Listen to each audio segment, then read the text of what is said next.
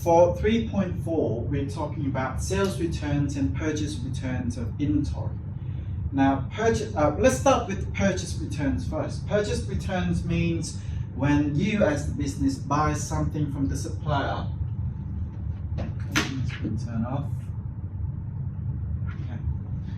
Okay. It means that you as the business buys something from the supplier, buys inventory from the supplier, and when we got the inventory, we found out that some of the inventory are faulty. Because of that, we want to return that back to the supplier, and that's what purchase returns is about.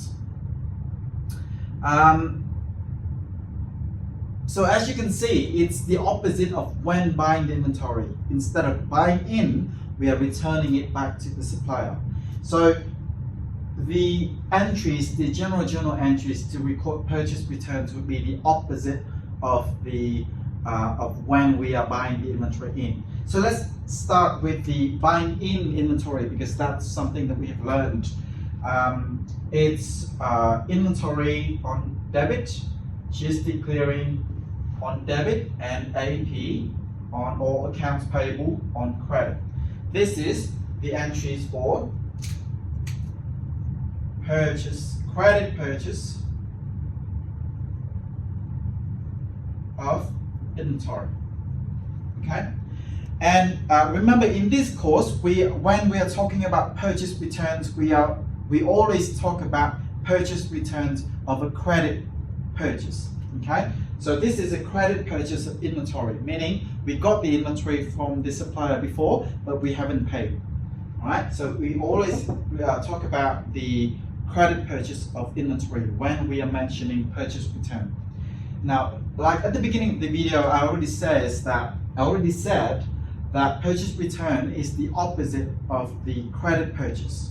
So if this is the credit purchase of inventory, when we reverse it, it will be the general journal entries for the purchase return. So let's reverse this. Reverse means if it's credit, move it to debit. If it's debit, move it to credit. And we always record the debit entries first. So when you reverse this one, it's from credit to debit, we have to report this entry first. So AP would be debit first. And then all of the debit will be on credit. So credit, what is being reversed? Inventory and GST clearing. This is purchase return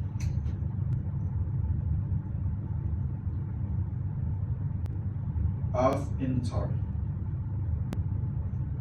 Okay, remember, this is based on the credit purchase of inventory. Okay, similarly, sales returns should be the reverse of a credit sales, right? So let's start with credit sales of inventory first. Credit sales of inventory. What are the entries for credit sales of inventory?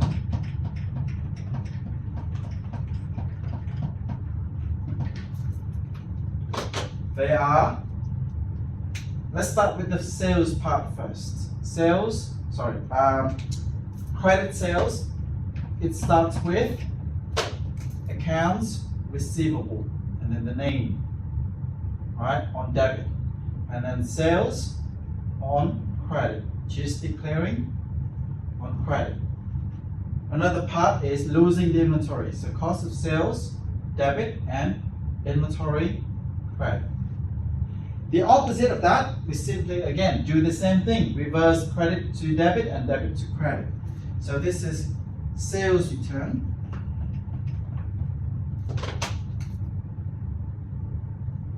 of inventory. We reverse it.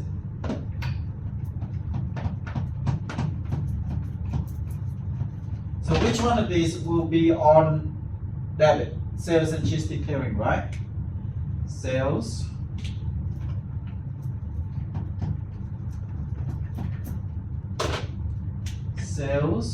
would be on debit and GST clearing would be on debit. And then accounts receivable would be on credit.